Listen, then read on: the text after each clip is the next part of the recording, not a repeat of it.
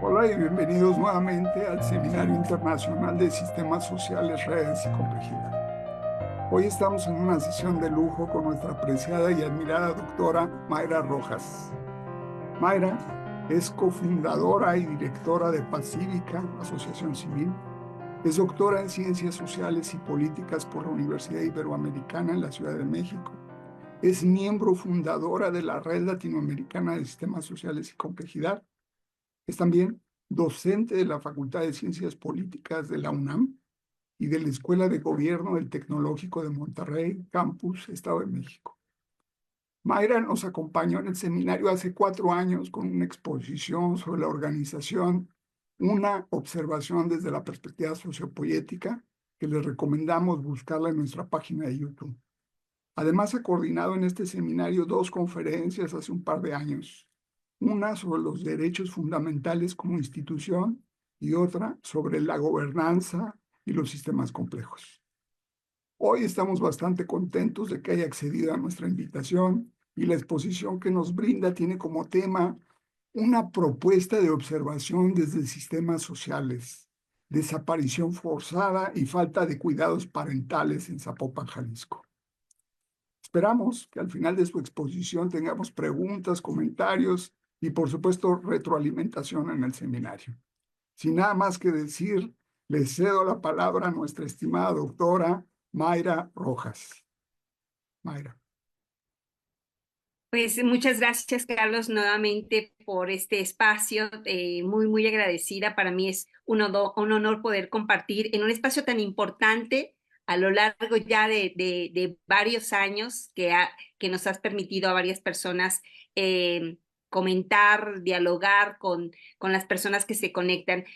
Pues el día de hoy voy a platicar de un tema, hace rato lo comentábamos, de un tema pues demasiado sensible. eh, entonces, en ese sentido, pues también reconocer todas mis limitaciones que puedan haber. Vamos a hablar acerca de la desaparición dolosa, de la desaparición forzada de personas en Zapopan, Jalisco, y sobre todo de las consecuencias que tienen en los sistemas familiares. Voy a compartir una presentación.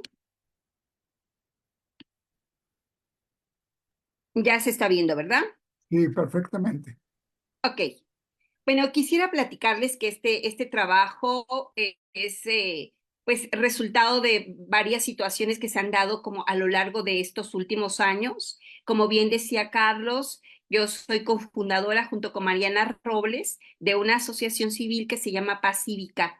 Y el interés de Paz Cívica ha sido pues tratar de incidir en las políticas públicas en torno a delitos como desaparición forzada, feminicidio, homicidio, y qué implicaciones tiene sobre todo en las infancias mexicanas, específicamente en entidades políticas cuyos índices de homicidios, desapariciones y feminicidios son altos, como es el caso de Zapopan, Jalisco.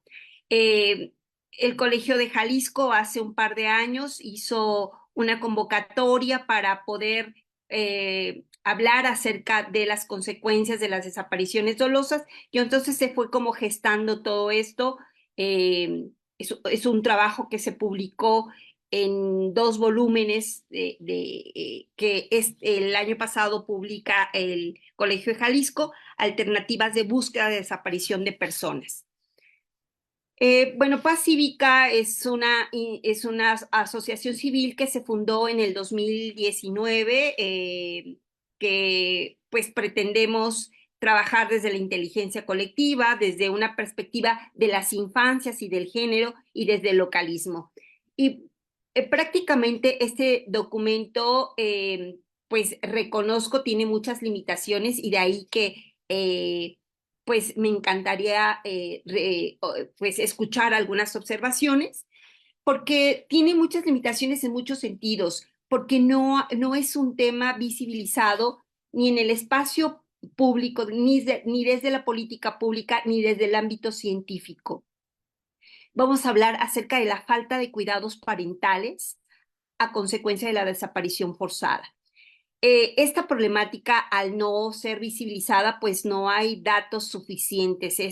Es complicado encontrar datos, el Estado no tiene un registro de cuál es la magnitud de la problemática, en ninguno de los gobiernos, en ninguno de sus niveles tiene información y esto hace difícil poder generar la construcción del problema.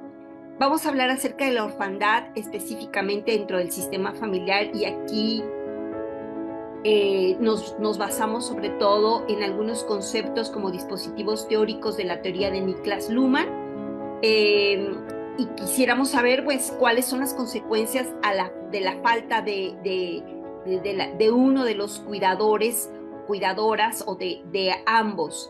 En este contexto prácticamente reconocemos el sistema familiar como un sistema social con sus distinciones.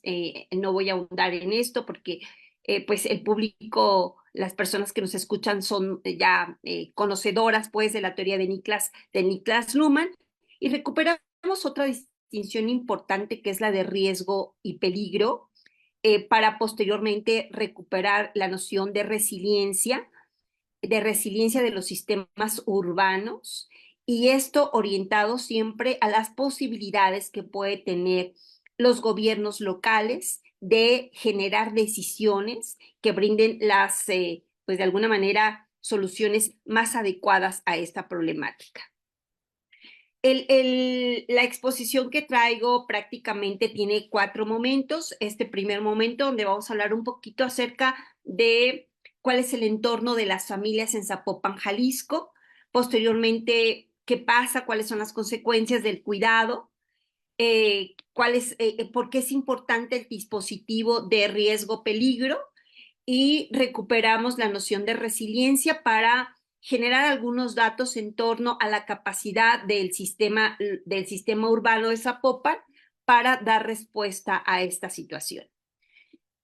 Bueno, si hay personas que nos escuchan fuera de Jalisco, pues han de saber que en México en general y en particular en Jalisco y en Zapopan, hemos sufrido de un crimen de violencia a consecuencia del crimen organizado y que las olas de violencia se han incrementado de forma importante y esto a consecuencia de que también ha habido cambios interesantes en las dinámicas del crimen organizado, entre ellas el asunto de las desapariciones forzadas.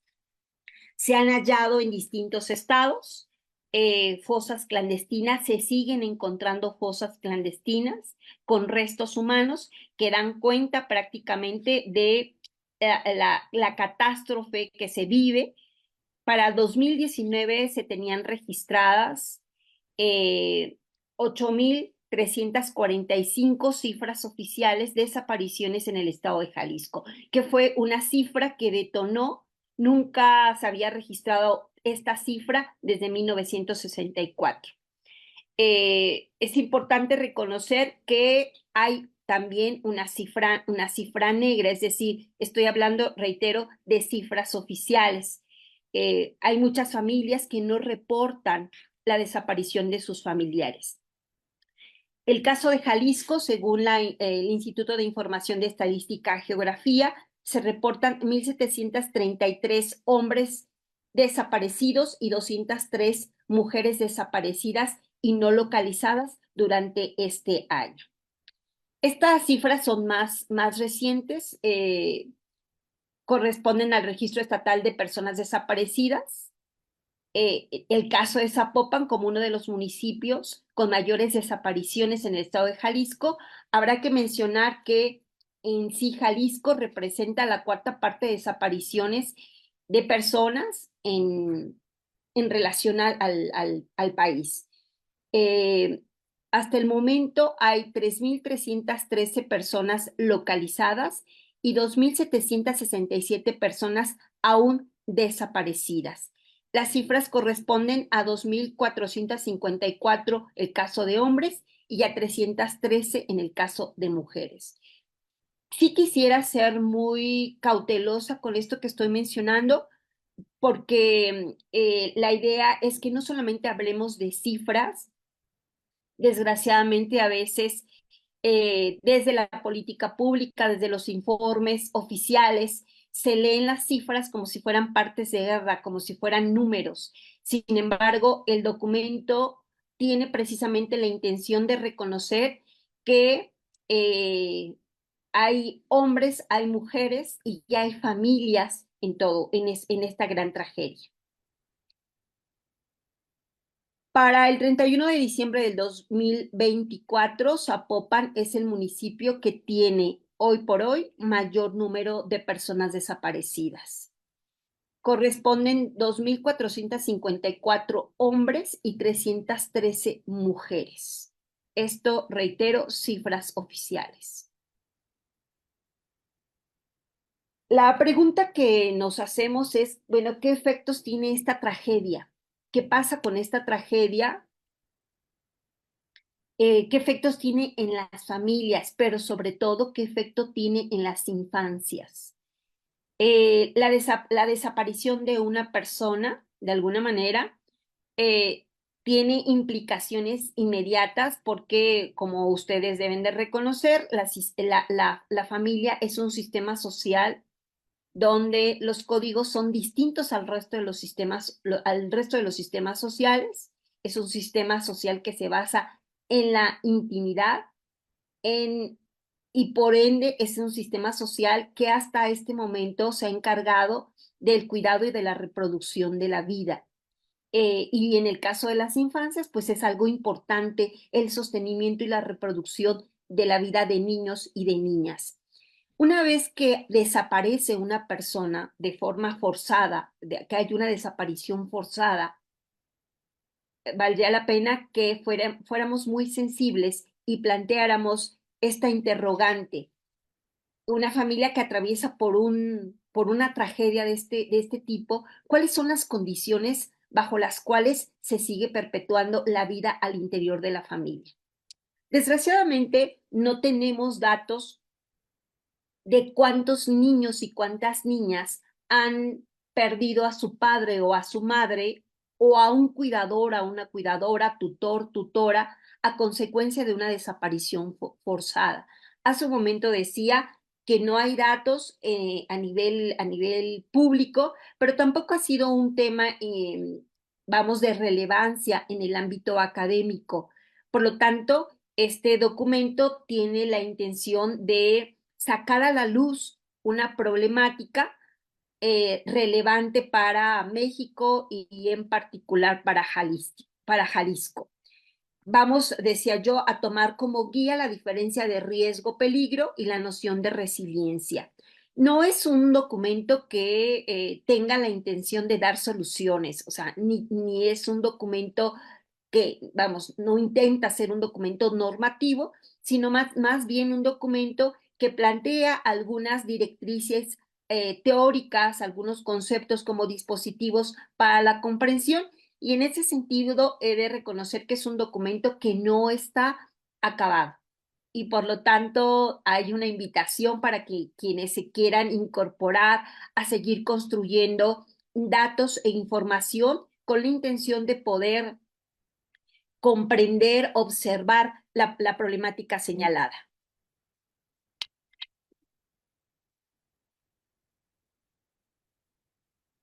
Bueno, dado la desaparición de personas adultas, aquí marco algunas estimaciones de la población infantil que está sin cuidados parentales en el estado de Jalisco, con base en el Instituto de Jalisco en el 2020. Si ustedes se podrán dar cuenta, aquí ya hay datos interesantes en torno a la problemática.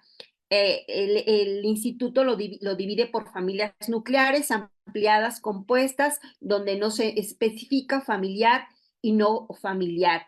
Y vamos a podernos dar cuenta que ya en cifras oficiales se maneja un porcentaje importante de niños y niñas que no tienen cuidados parentales, ya sea por parte del progenitor, por la progenitora o por ambas. Se calcula aproximadamente que 34 de cada 100 hogares reconocen a las mujeres como su persona de referencia. Esto es importante señalar porque en el caso de Zapopan rebasa la media nacional, que es 33. Y 66% de estos hogares reconocen a un hombre, a un jefe de familia, como referencia. Sin embargo, también hay un porcentaje considerable de población masculina, decía yo, que es reconocida como jefe de familia, pero también hay quienes no reconocen niños y niñas que no identifican a una persona como responsable de la familia. Aquí vienen algunos otros datos importantes. Población de entre 0 y 7 años que con base en los censos pueden vivir con el padre, pueden vivir con la madre o sin la existencia de ambos. Y aquí vale la pena señalar que el 64% de niños y niñas de 0 a 17 años residen con ambos progenitores, madre y padre. Sin embargo, 2.1 viven únicamente con el padre. No se sabe, si hago la aclaración, no se sabe si la madre está desaparecida, si falleció o si vive en otra vivienda, si radica en otra vivienda. Lo mismo pasa con el porcentaje de niños, de niñas que viven solo con la madre, y me refiero al 20% de ellos. No se sabe si el padre está fallecido, desaparecido, y aquí insisto, no hay datos que nos den referencia, simplemente sabemos que viven con la madre, que viven con el padre, pero hay un 3.1% de los niños y de las niñas que no viven ni con la madre, ni con el padre, ni con alguna persona tutora. El 1.3 no tienen conocimiento si su padre o su madre vive. El 5.0 no especifican cuál es la condición de su padre o de su madre. En ese sentido, podríamos hablar en aproximaciones que el 9.4 de los infantes en el municipio de Zapopan no tienen acceso a los cuidados.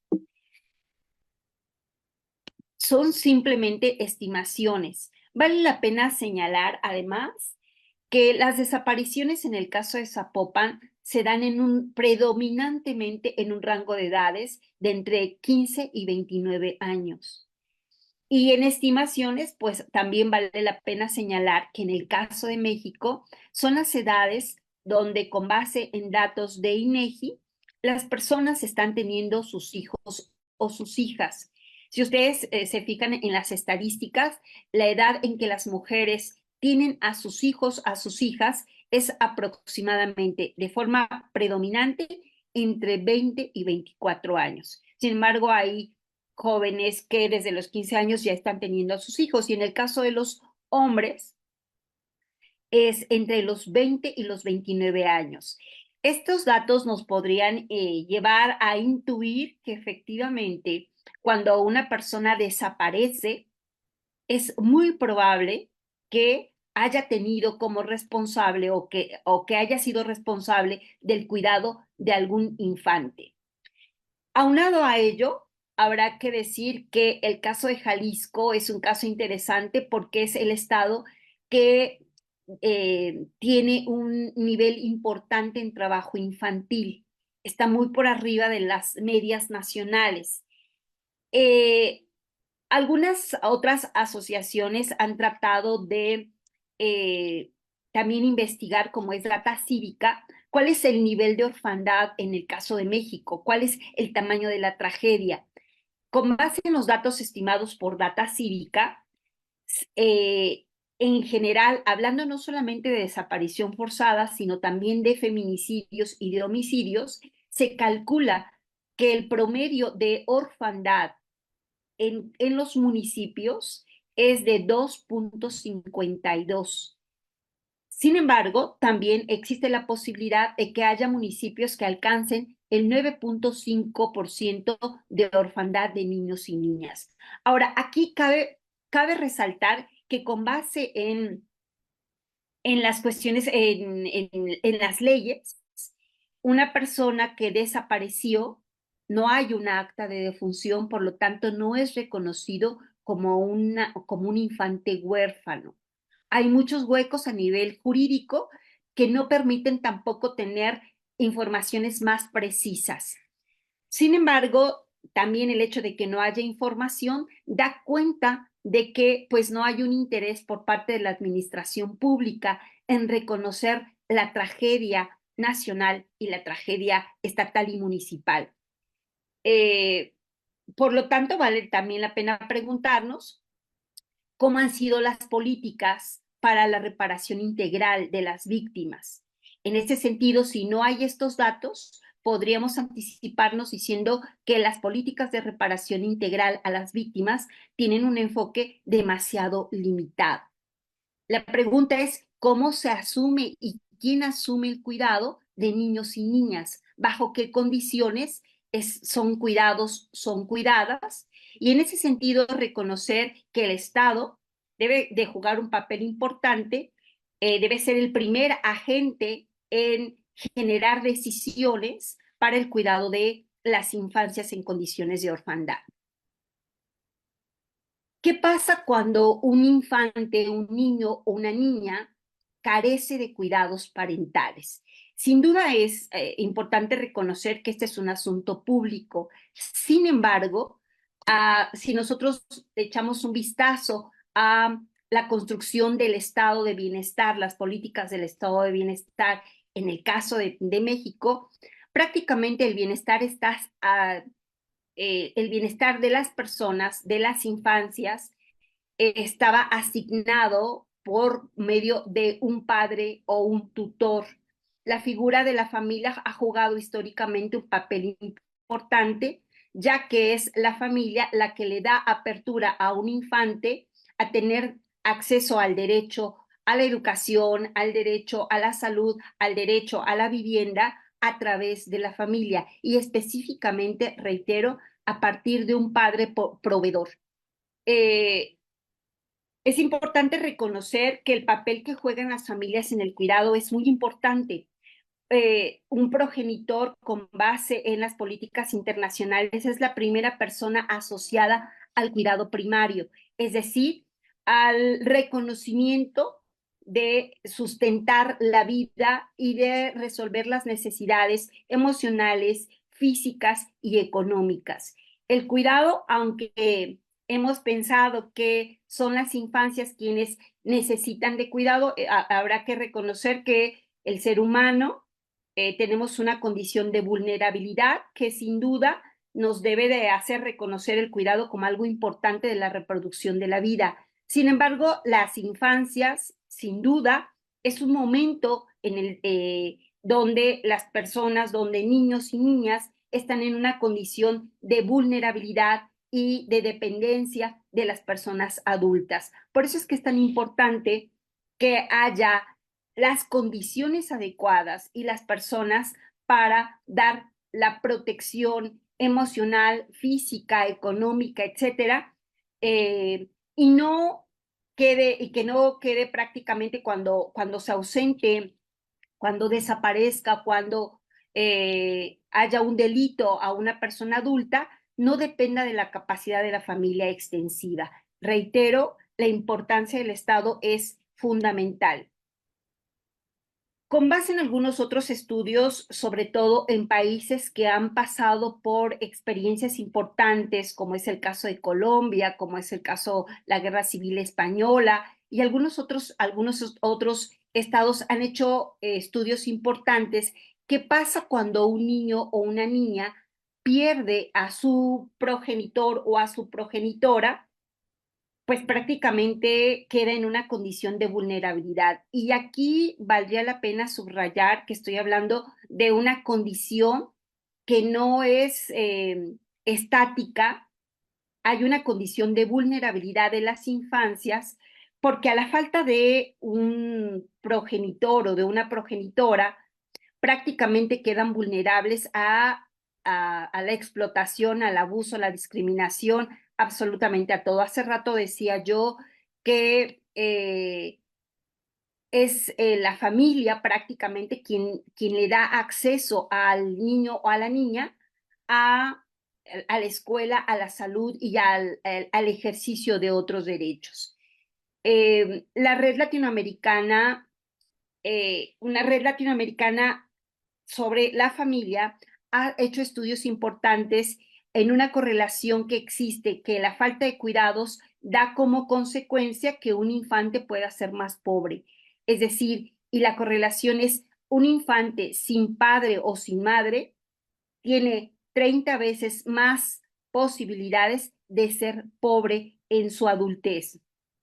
Entonces, la falta de cuidados es algo que tendríamos que estar mirando si efectivamente quisiéramos generar políticas para acabar con el crimen organizado.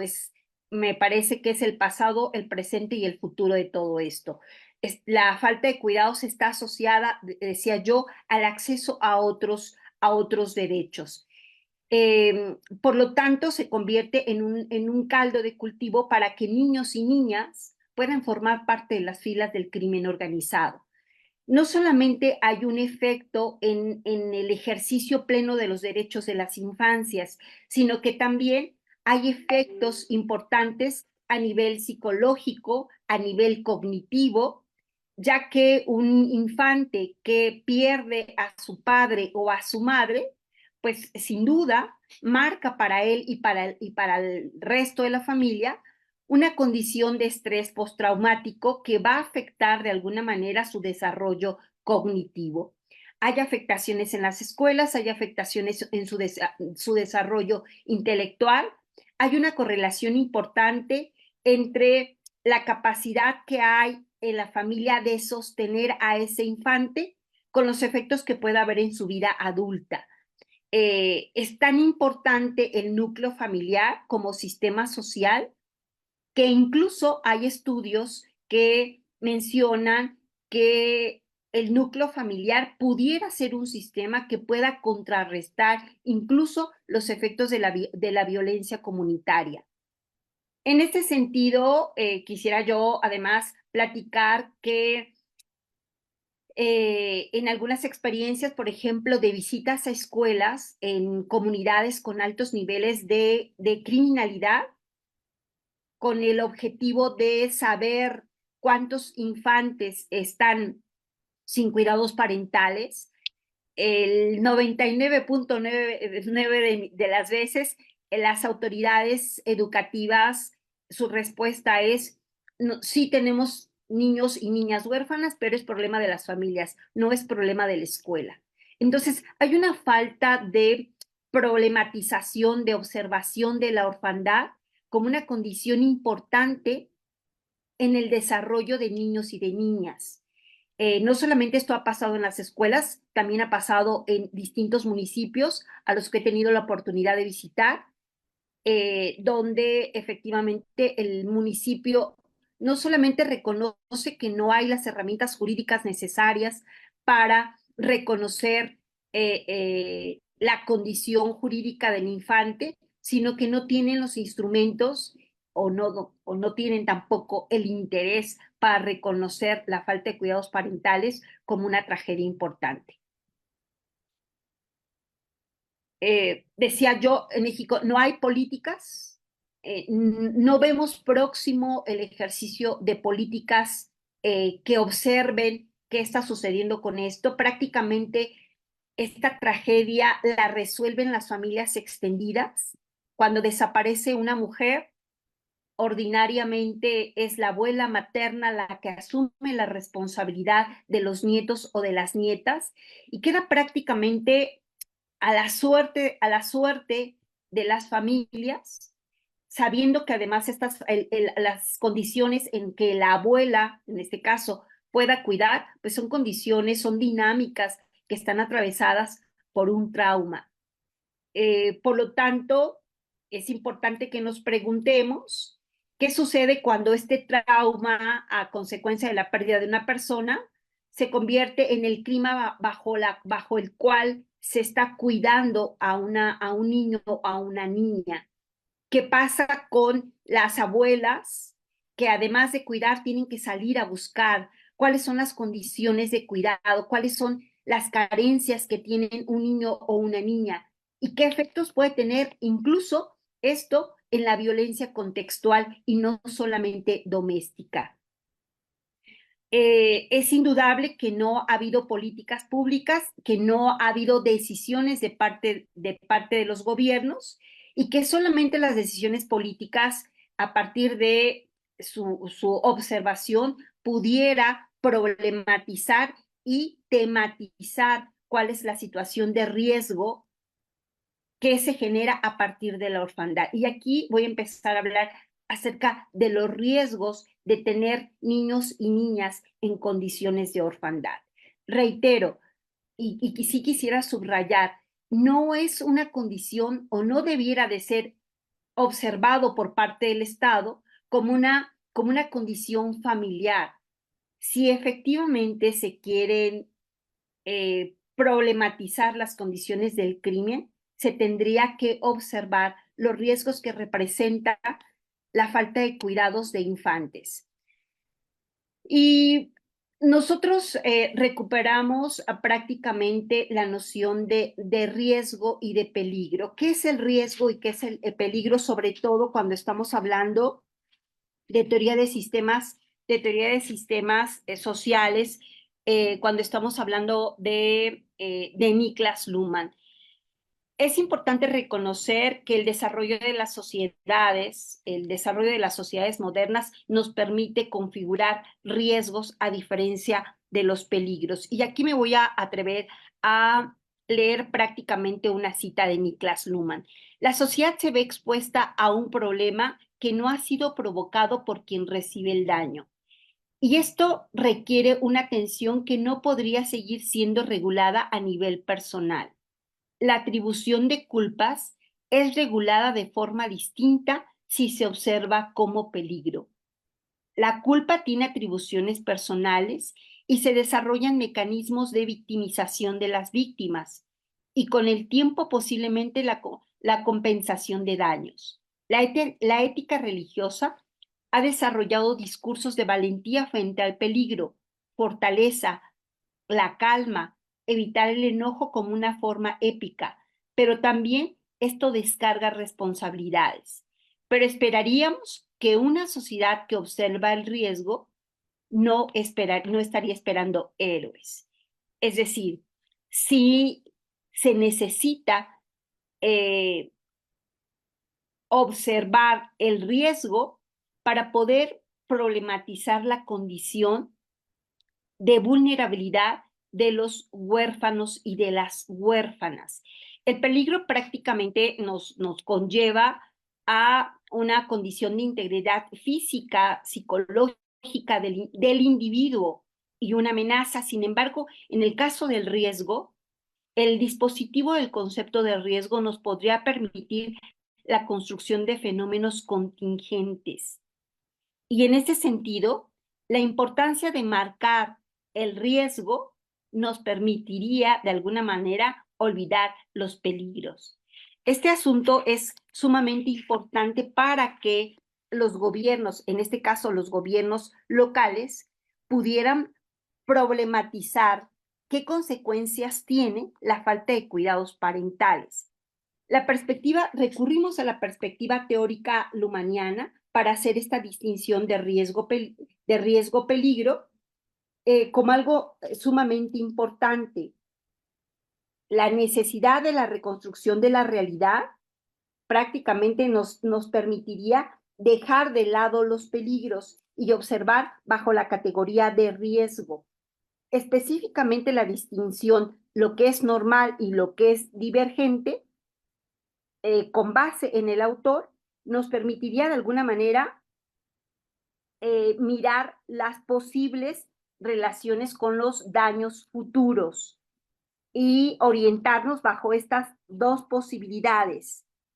Puede considerarse que el peligro, de alguna manera, es una consecuencia de la decisión y es atribuible, por lo tanto, a las decisiones. Si hablamos de riesgos, tendríamos que estar hablando de decisiones. Y esto para esto es muy importante juzgar que el posible daño es provocado desde una forma externa, es decir, es atribuible al entorno. El reconocimiento de los entornos es muy importante.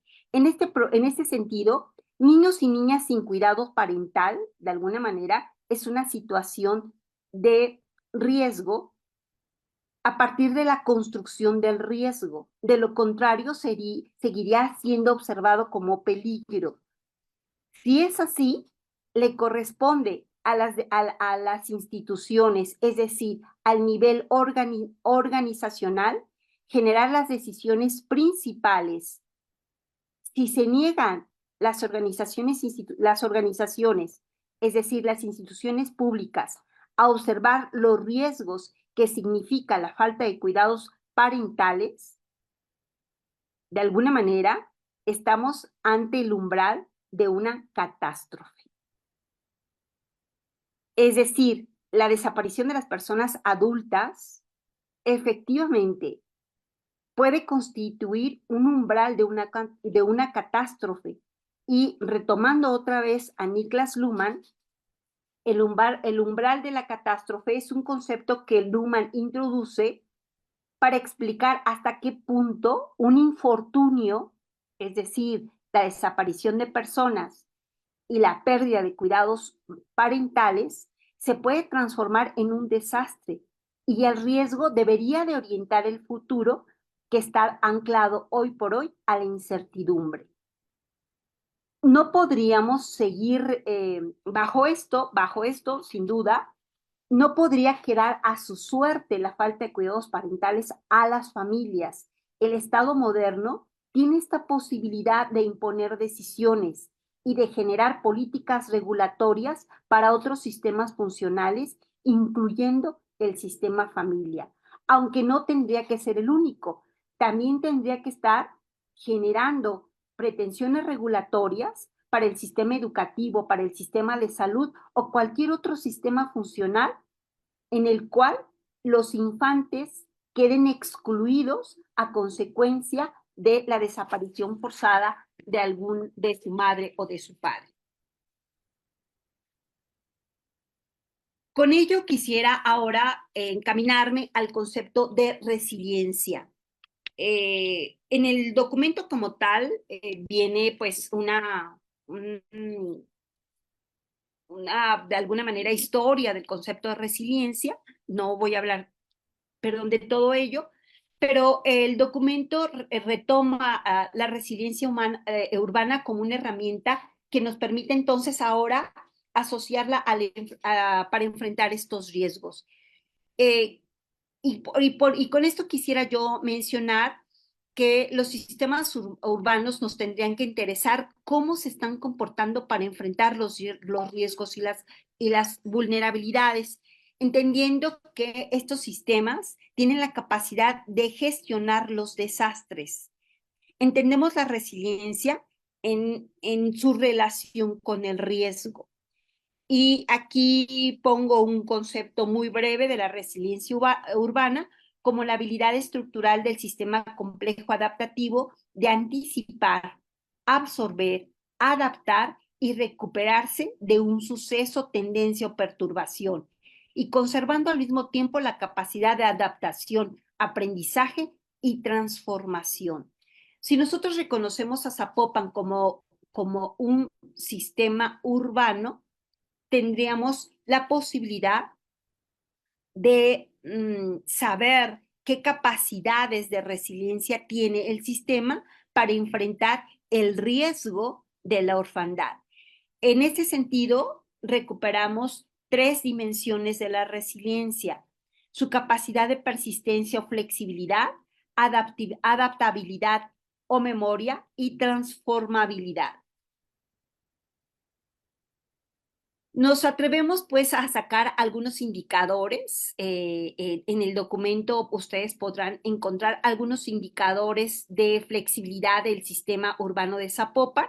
Quisiera yo nada más rescatar que estos indicadores que nosotros sacamos es qué herramientas tiene el sistema urbano de Zapopan para, de alguna manera, responder a corto y mediano plazo el riesgo de la orfandad.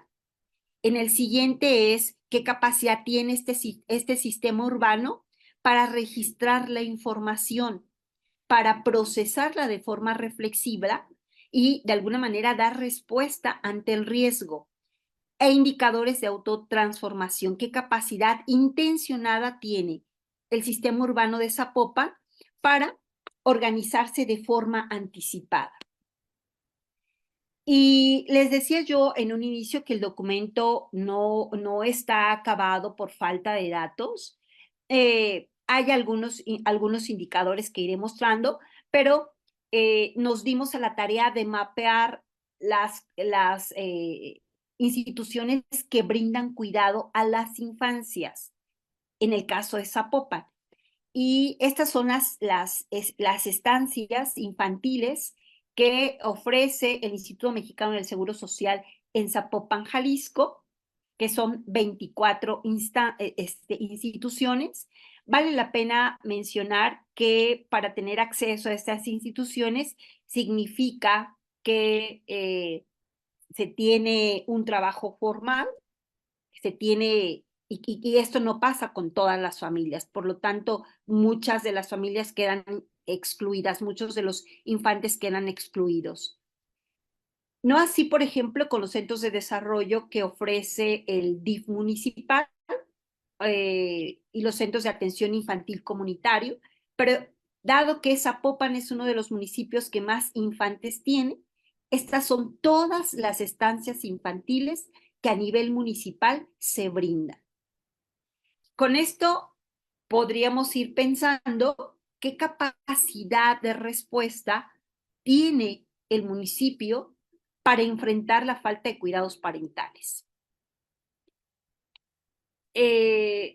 Aunado a ello, vale la pena decir que las políticas del gobierno federal pasado, quitaron las escuelas de tiempo completo. Para el 2022 solo quedaban 9 escuelas de tiempo completo en todo el estado de Jalisco.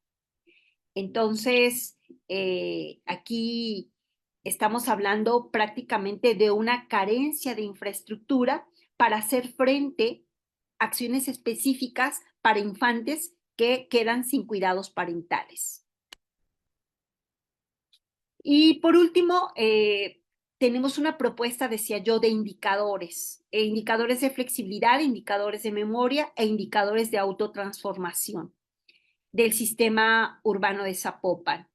Y en este sentido, ¿qué instancias están ofreciendo el cuidado? Que fue lo que mostramos, pero también decía yo que es un documento que no está terminado, porque aquí mencionamos algunos otros indicadores que por falta de datos no fue posible mapearlos. La tasa de personal de cuidado, ¿cuántas personas hay? ¿Qué niveles educativos tienen? ¿Tienen las capacidades para el cuidado de infantes? ¿Qué horarios de cuidado se brindan estas instituciones? ¿Hay atención psicológica? En el caso de Zapopan, ¿hay programas de familias de acogida? ¿Qué horarios tienen las escuelas públicas y las escuelas privadas? ¿Hay instituciones de acogida? ¿Qué calidad tienen los recursos humanos que se dedican que elaboran en instituciones de cuidado? ¿Con qué infraestructura se cuenta? ¿Con qué mobiliario se cuentan? ¿Con qué materiales y con qué insumos se cuentan?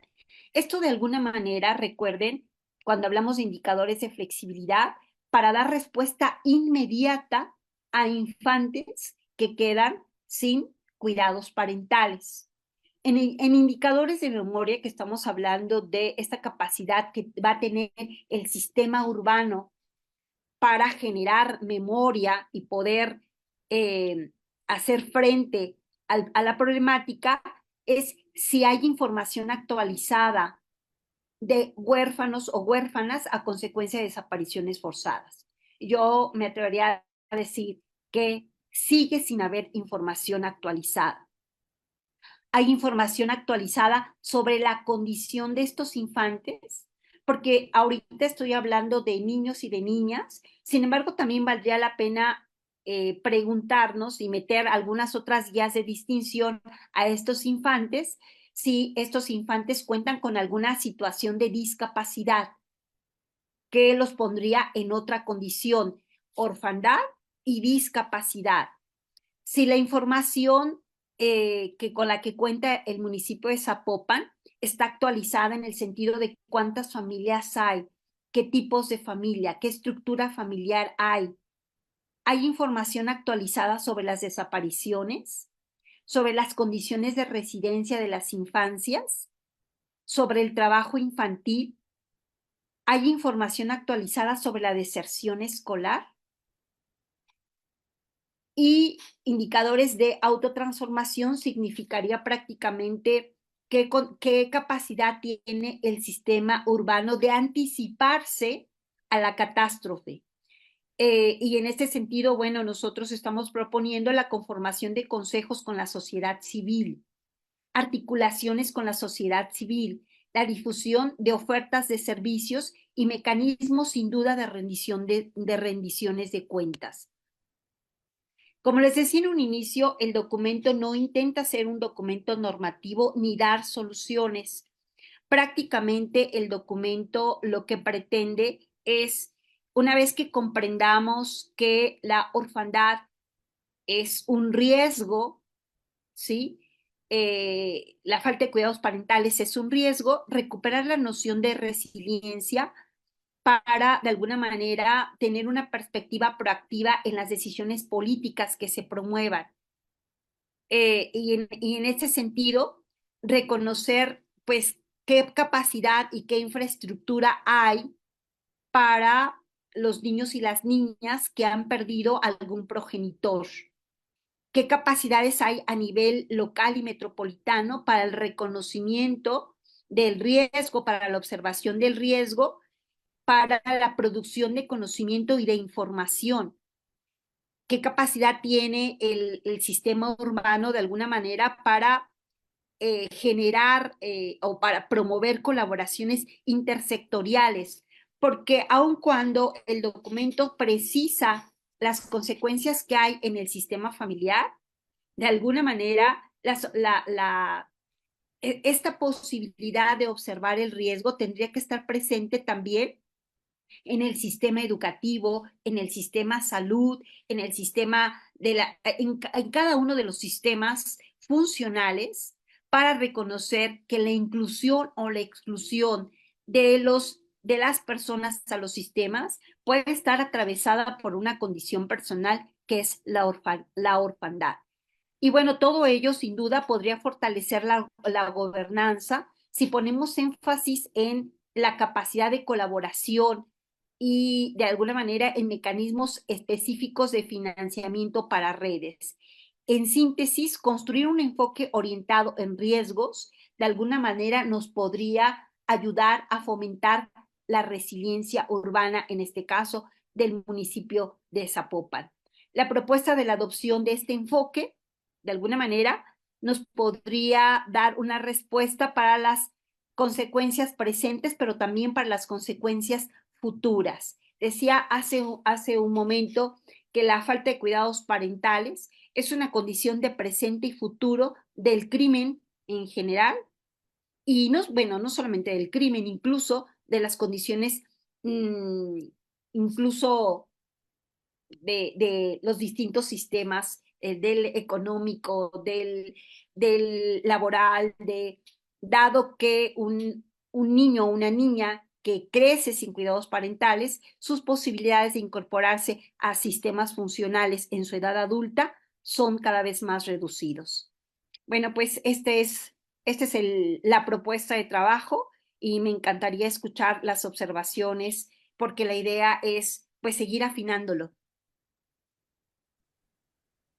Muy bien, muy bien. Pues queda mucho para el análisis después de una presentación que tiene una gran relevancia pública, muy pertinente para Jalisco, que ese ha sido un grave problema, muy poco estudiado, y por el momento quedamos pendientes de sus preguntas, de sus comentarios. Muchas gracias, Mayra. Muy No, interesante. gracias a ti, Carlos, por el espacio.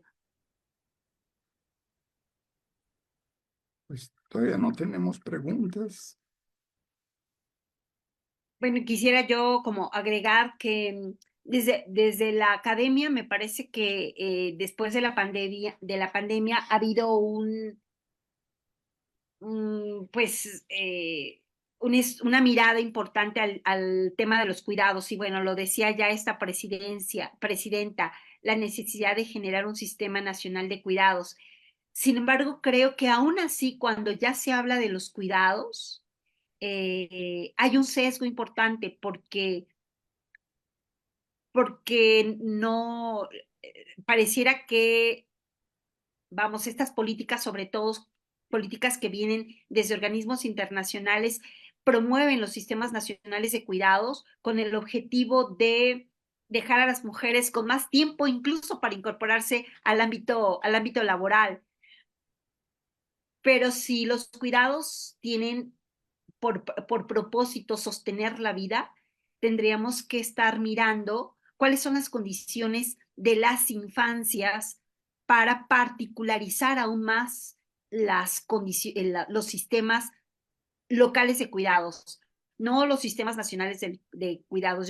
Yo creo que lo pertinente en México sería hablar de sistemas locales de cuidados y observar estas condiciones, por ejemplo, de orfandad y muchas otras más, ¿estás de acuerdo? Porque hablar de infancias en el caso de México es un tema vasto, no solamente es un corte generacional, sino hay condiciones muy particulares de niños y de niñas, como esta, por ejemplo, carecer de un progenitor o de una progenitora, pero no solamente eso, sino vivir en una familia que está atravesando por un grave trauma.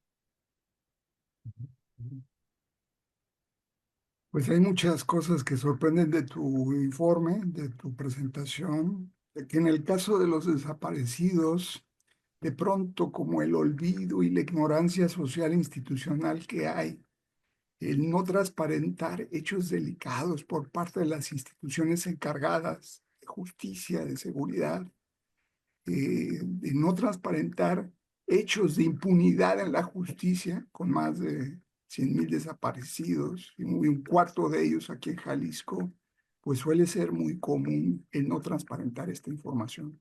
Como que la memoria y el registro de estos hechos se desestima constantemente. Estas partes oscuras quieren ser olvidadas de pronto, ¿verdad? Y me parece muy importante este tipo de investigaciones, este tipo de trabajos que transparentan y permiten dar luz a estos problemas, ¿no? Que siguen siendo constantes, que son profundamente relevantes y pertinentes en nuestras sociedades. Sí. Este, Y sí además creo, me parece que de parte de la misma sociedad también hay como un estigma hacia las familias que han sufrido esto, ¿no? Y una revictimización y en una experiencia, por ejemplo, con un DIF en otro municipio, nosotros queríamos entrevistar a las mujeres, aquí era el homicidio doloso, a las mujeres viudas por homicidio doloso, ¿no?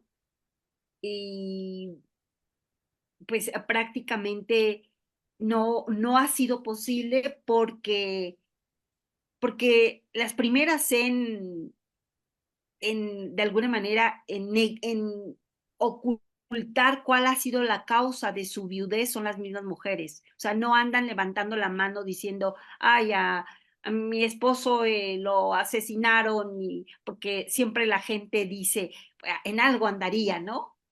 Bueno, algo lo andaría, en algo andaría que por eso lo mataron, ¿no? Entonces hay como difícil que las personas puedan hablar esto. Entonces el DIF decía, pues que si las viudas no se reconocían como viudas por homicidio, pues no iba a haber entrevistas. O sea, a lo que voy es complicado el trato personal también y tan delicado con las personas que sufren esto. Entonces decía la directora del DIF, yo ya pregunté a quién es viuda, tenía varias viudas en el DIF, muchas viudas, y decía, yo ya les pregunté que quién era viuda por homicidio doloso, y nadie quiere levantar la mano. O sea, era lógico que no iban a levantar la mano.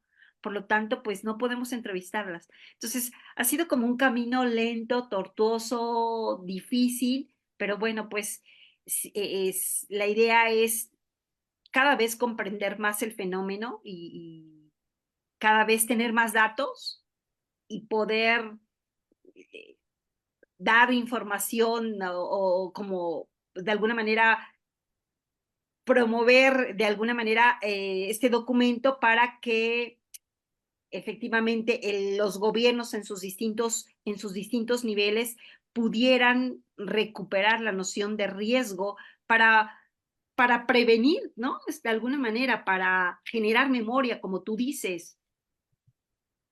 Pues es que de pronto como que hay una historia detrás que nos permite recordar cómo eh, la desaparición es un fenómeno recursivo que el Estado ha Totalmente. continuado desarrollando recursivamente. ¿Cómo es posible que desaparecidos políticos o desaparecidos por cuestiones criminales o ve tú a saber por qué razones, que son denunciados, quienes lo denuncian, quienes lo mencionan, quienes hacen referencia a esto, quienes luchan por los desaparecidos, sean a su vez desaparecidos, ¿verdad?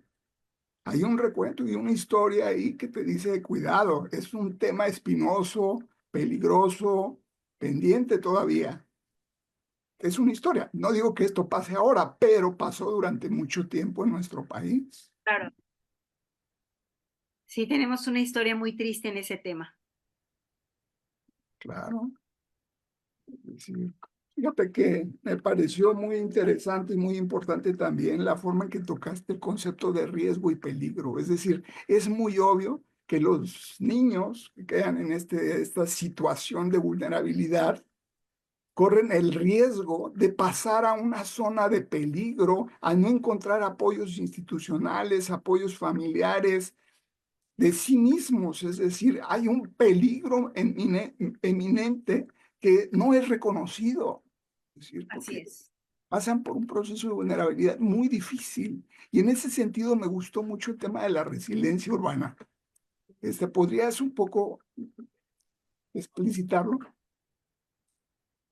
Sí, fíjate que recupero este concepto y aquí revisé algunos documentos de nuestra querida Anaí Urquiza, eh, y ella pues por supuesto, todo lo que ella hace y la gente que colabora con ella lo encaminan a catástrofes de tipo natural, ¿no? Y creo que la literatura en general, porque he revisado alguna otra literatura, y está muy encaminada a estos desastres naturales que trastocan la economía, ¿no? Entonces, esta capacidad de resiliencia que tienen que tener los sistemas urbanos para no solamente anticiparse, sino enfrentarse y recuperarse eh, para que el sistema económico siga funcionando. Sin embargo, considero que si están ellos mismos y ellas mismas quienes escriben sobre resiliencia urbana hablando de catástrofes, ajá, las condiciones de criminalidad y las consecuencias que hay en las familias también es una catástrofe. El hecho de que estamos hablando de un porcentaje, o sea, un 9% de niños y de niñas en promedio que puedan estar sin sus progenitores, o sea, no es cualquier porcentaje, ¿estamos de acuerdo? Es un porcentaje considerable si hablamos solo de números. Por lo tanto, también tendría que estarse viendo como una catástrofe, en el sentido de que mucho se ha hablado en los últimos años de lo importante que es invertir en las infancias. Si lo hablamos desde el punto de vista económico, y aquí me refiero a los organismos internacionales, de si queremos acabar con la pobreza, hay que invertir en la primera infancia. Si queremos la primera infancia, o sea, pareciera que la primera infancia y la infancia es la solución de todos los males, pareciera. Pues sí es así, porque en el caso de México, que además las políticas acerca de las infancias y la violación a los derechos de las infancias es un tema de todos los días. Ayer veía a Redín manifestarse por las tasas de desapariciones de infantes. Lo vimos en Sinaloa hace unos días de 3 infantes que fueron asesinados, ¿no? Eh, bueno, creo que es importante no solamente el asunto de las infancias, sino en qué condiciones están desarrollándose. Y, y por ende sí es un tema urgente para que los sistemas urbanos tengan esa capacidad de dar respuesta a las necesidades y acceso a derechos mínimos necesarios, como es el derecho a la familia, el derecho a la educación, el derecho a la vivienda, el derecho a la salud de niños y de niñas. Ahora, cómo va a ser capaz de hacerlo? En un primer momento podríamos decir, pues teniendo una infraestructura que dote de esas necesidades a los infantes. Y por eso es que en este primer documento nos quedamos solamente con un mapeo de la infraestructura, pero no solamente es eso. Y tú pudiste ver, o sea, en un municipio donde la población infantil es importante, estamos hablando que la capacidad municipal de infraestructura es mínima, no llega ni siquiera a 10 instancias infantiles. Y bueno, aún queda mucho más. ¿Cuáles son las condiciones de esas instituciones? ¿Con qué personal cuentan? Entonces, entendemos la capacidad de resiliencia como esta respuesta que tiene, pero no solamente para resolver el problema de forma inmediata, sino para anticiparse. Y para anticiparse sería, de alguna manera, sin duda, estar generando información para poder anticiparse a estos eventos, ¿no? Entonces, eso está como dividido en 3 momentos: capacidad de respuesta inmediata, capacidad de respuesta a mediano plazo, generación de memoria y capacidad de respuesta a largo plazo. Fíjate que me parece también muy importante el tema que tiene que ver con tu investigación como un reconocimiento de posibilidades de observación para el diseño de políticas públicas. Y hay algo que es importante, el reconocimiento de posibilidades de observación para el diseño de políticas públicas. Porque si vemos antes el riesgo, si observamos antes el riesgo, es como un huracán, ¿no? Tú ves que el Claro, huracán claro. va a estar en 6 horas aquí. Eso es riesgo. Peligro es cuando las autoridades no hacen absolutamente nada para prevenir la venida de ese huracán, ¿no? Entonces, me parece muy interesante la posibilidad de observar con el propósito de políticas públicas, de generación de políticas públicas. Sobre eso, ¿qué nos puedes platicar? Pues, me parece que la tendencia incluso en países altamente industrializados eh, es ya a generar instituciones de investigación con una perspectiva, o sea, anticiparse al futuro. ¿Estás de acuerdo? Y creo que eso es lo de hoy, dada la complejidad del mundo, tendríamos que estarnos anticipando al futuro. Y son pocos países que lo están viendo, pocas instituciones de investigación que lo están viendo así. Eh, Estados Unidos, Inglaterra, pero en el caso de México, sí creo que en el caso de la academia, tendremos que hacer mucho en torno a generar modelos de estudio prospectivos. ¿Estás de acuerdo? Que nos ayuden de alguna manera a anticiparnos a la gran catástrofe. por lo tanto, con todo esto, en el caso de las políticas contra el crimen, pareciera que están sesgadas, ¿estás de acuerdo? Porque las infancias, las adolescencias son caldo de cultivo para alimentar el sistema del crimen organizado. Creo que ahí hay mucho de trabajo acerca de de una perspectiva sobre las infancias, sobre el acceso a los derechos de las infancias. Eh, y creo que las políticas y sobre todo lo que escuchamos, por ejemplo, en las radios, hay una criminalización del uso de las drogas y una gran responsabilidad de las familias. Si tú pones atención a lo que pasa en la radio acerca de no consumas drogas, la familia es algo importante. Otra vez una criminalización del uso de las drogas y una gran responsabilidad de la familia. Pero me parece que este asunto de seguir responsabilizando a la familia, a las familias de qué va a ser de los niños o de las niñas, sigue siendo un gran peso para ellas. Y me parece que históricamente así ha sido. Por eso es que las familias seguimos asumiendo el cuidado de las infancias como una gran responsabilidad.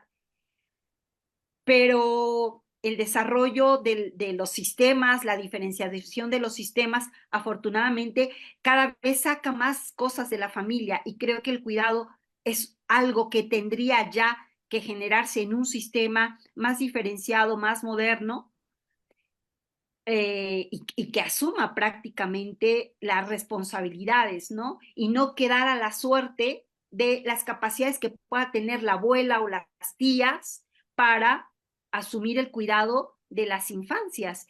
Y bueno, alguna ocasión que tuve un trabajo de campo con niñas huérfanas, las niñas huérfanas, su realidad era dedicarse al cuidado del abuelo, abandonar la escuela, muchas de ellas salían embarazadas y se convierten en las trabajadoras domésticas de las familias que las acogen. Y esto es realmente una gran tragedia, que su destino esté marcado por, por esto, ¿no? O sea, teníamos una red de cuidados de huérfanas y en esta red de cuidados, eh, que estaba aproximadamente un promedio de 15 niñas, adolescentes huérfanas, bueno, el 99%, solo la más pequeña, que era una niña de aproximadamente 9 años, continuaba en la escuela, pero las demás que tenían entre 13 y 16 años, abandonaron la escuela porque el caso de una familia era la niña huérfana, la más grande, tenía que trabajar, vendía jugos para mantener a sus hermanitos. Las demás se fueron a vivir a casa de las tías, de las abuelas, y eran las trabajadoras domésticas de la familia. Entonces, eso es lo que las familias extendidas pueden ofrecerles.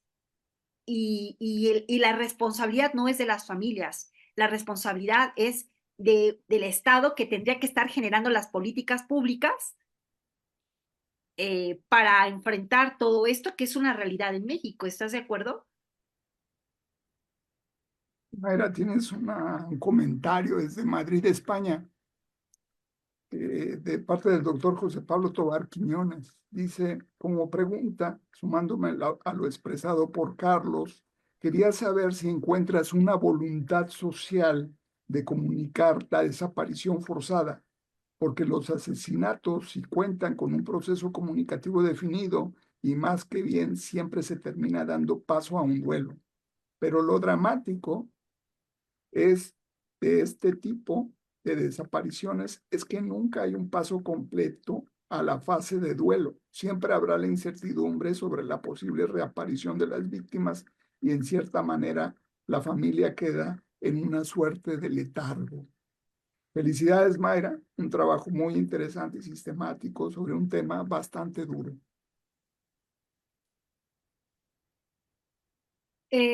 Pues a mí me parece que, y aquí vamos a, sobre todo las colectivas de mujeres, están haciendo un trabajo muy, muy interesante para posicionar, para comunicar socialmente el asunto de las desapariciones.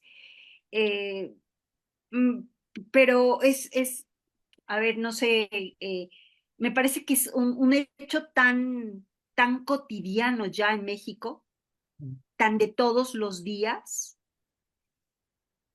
que no ha logrado o ya se incorporó de forma como cotidiana, que ya no nos sorprende a nadie, socialmente hablando, que haya desapariciones de personas, ni tampoco ni al Estado mismo. Y entonces se convierte en un trabajo de las familias, de búsqueda de las personas desaparecidas, sobre todo, reitero, de mujeres desaparecidas, que las leemos a veces en las redes, pero que ya no hay una agenda como contundente. Esa es mi percepción, que no hay una agenda desde lo público como contundente en el caso de las desapariciones, ni políticas transversales, intersectoriales, con esta condición tan dolosa que atraviesa a muchas familias, ¿no? Y creo que en ese sentido el Estado tendría que estar generando políticas públicas con una perspectiva de trauma, ¿estás de acuerdo? Pero me interesó mucho el comentario, o sea, esta situación de jurídicamente además es un tema difícil, porque no hay una orfandad como tal, o sea, eh, está en el limbo esta situación, y creo que esto también es como interesante y que tendrían ya que el sistema jurídico estar dando como una actualización de sus códigos, ¿estás de acuerdo? Ante esta realidad. Pero socialmente me parece que es un tema, voy a decir algo, olvidado por muchos, por muchas. Tienes razón. Pues este fenómeno me parece que nos importa mucho porque también quizás tengamos una historia compartida de estos procesos, ¿verdad? Sí. Quizás sea, pues tú, víctima de un homicidio de tu marido, yo desaparecido, allá por el 79, digo, nos llegan estos problemas. Bueno, pues me parece que no tenemos por el momento más preguntas o comentarios. Este, por lo planteado anteriormente, esta propuesta de observación desde sistemas sociales, desaparición forzada y falta de cuidados parentales en Zapopan, Jalisco, el Seminario Internacional de Sistemas Sociales, Redes y Complejidad agradece a nuestra estimada doctora Mayra Rojas por su valiosa participación y la generosidad para estar hoy en el seminario. Mayra, Gracias, Carlos. Gracias a ti. Y bueno, nada más si me permites claro. anunciar que vamos a tener un seminario de género y sistemas sociales. Podrán encontrar la información en las redes de la RELASC, de la Red Latinoamericana de Sistemas Sociales. Y bueno, pues iniciamos esta primera edición del seminario en este mes, en el último viernes. Reitero, la información está en las redes de la RELASC. Muchas gracias a ti, Carlos, y felicitarte por el mantenimiento de este espacio, por tu participación en la red y por toda esta difusión tan importante. Muchas gracias también, Carlos, muy, muy agradecida. Un gran gusto. Siempre es tu casa, Mayra.